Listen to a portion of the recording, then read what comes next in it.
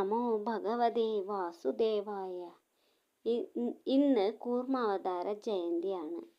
മഹാവിഷ്ണുവിൻ്റെ 10 അവതാരങ്ങളിൽ രണ്ടാമത്തെ അവതാരമാണ് കൂർമ്മം. ഐശ്വര്യവർദ്ധനയ്ക്കായി അത്യമൂല്യങ്ങളായ വസ്തുക്കളും തേജസ്സുകളും കണ്ടെടുക്കാനും അമരത്വം നേടാനുമുള്ള അമൃത് ലഭിക്കാനുമായി പാലാഴി കടയുന്നതിനുമായി ബന്ധപ്പെട്ടാണ് കൂർമാവതാരം ഉണ്ടാവുന്നത്. കൂർമാവതാര ദിനത്തിൽ വിഷ്ണു ക്ഷേത്രങ്ങളിൽ പ്രത്യേക പൂജയും ആരാധനയും നടത്താറുണ്ട്. മത്സ്യ, കൂർമ്മ, വരാഹ, നരസിംഹാദി ദശാവതാരങ്ങൾ ഒരുപക്ഷേ ഭൂമിയിൽ ജീവന്റെ ഉത്ഭവത്തെ കുറിക്കുന്ന ഒരു സങ്കല്പമായിരിക്കാം ഇത്.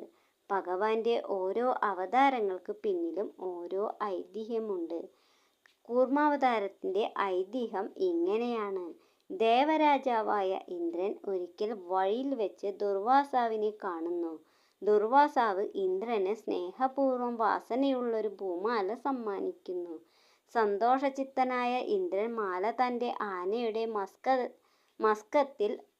മസ്തകത്തിൽ അണിയുന്നു. പൂക്കളുടെ വാസനയറിഞ്ഞ് തേൻ കുടിക്കാനെത്തിയ ഈച്ചകൾ ആനയെ ശല്യപ്പെടുത്തിയപ്പോൾ ആന മാല തുമ്പിക്കൈകൊണ്ടെടുത്ത് കാൽക്കീഴിൽ ചവിട്ടി അരയ്ക്കുന്നു. ഇത് കണ്ട ദുർവാസാവ് ഇന്ദ്രനെ ശപിക്കുന്നു. ശക്തിയെല്ലാം ചോർന്ന് ദേവന്മാർ നിർഗുണന്മാരായി പോകട്ടെ എന്നായിരുന്നു ശാപം.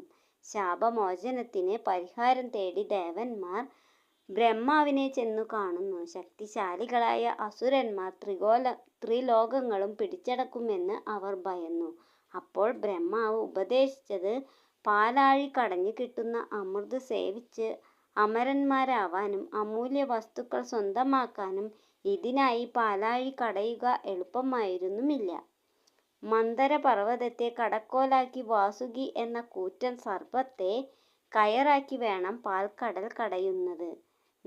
നിവൃത്തിയില്ലാതെ വന്നപ്പോൾ ദേവന്മാർ നിത്യശത്രുക്കളായ അസുരന്മാരുമായി സന്ധിയുണ്ടാക്കി. അമൃത് കിട്ടുമല്ലോ എന്ന് കരുതി അസുരന്മാർ പാലാഴി മഥനത്തിന് തയ്യാറായി. പക്ഷേ പാൽക്കടലിൽ മന്ദര പർവ്വതം ഇടുമ്പോഴേക്കും അത് താഴ്ന്നു പോകുന്നു. എന്തു ചെയ്യും? ഒരു ഉപായത്തിനായി സഹായത്തിനായി അവർ മഹാവിഷ്ണുവിനെ അഭയം പ്രാപിച്ചു. അപ്പോൾ മഹാവിഷ്ണു ഒരു കൂറ്റൻ ആമയായി മാറി സമുദ്രത്തിന്റെ അടിയിൽ ചെന്ന് പുറം കൊണ്ട് മന്ദര പർവ്വതത്തിന്റെ കൂർത്ത ഭാഗം താങ്ങി നിർത്തി കടയാൻ സൗകര്യം ചെയ്തു കൊടുത്തു. പാൽക്കടൽ കടഞ്ഞപ്പോൾ അതിൽ നിന്ന് ആദ്യം വന്നത് കാളകൂടം വിഷമായിരുന്നു. അത് പരമശിവൻ വിഴുങ്ങി വലിയൊരു ആപത്തിൽ നിന്ന് ലോകത്തെ രക്ഷിച്ചു.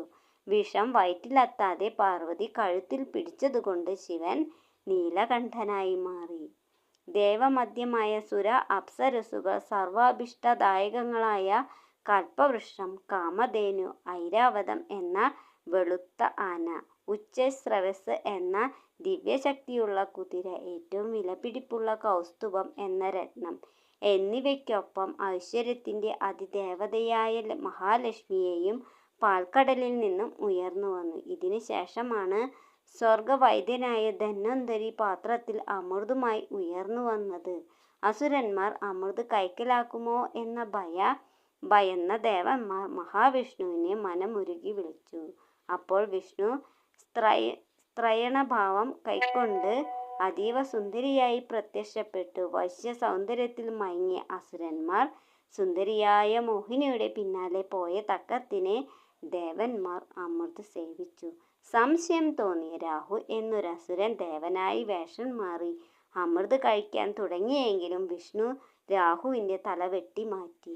അമൃതുള്ള തലഭാഗം പക്ഷേ മരണമില്ലാതെ നിലനിന്നു. ഈ രാഹുവാണ് ദേഷ്യം മൂത്ത് ഇടയ്ക്കിടെ സൂര്യചന്ദ്രന്മാരെ വിഴുങ്ങുന്നത്.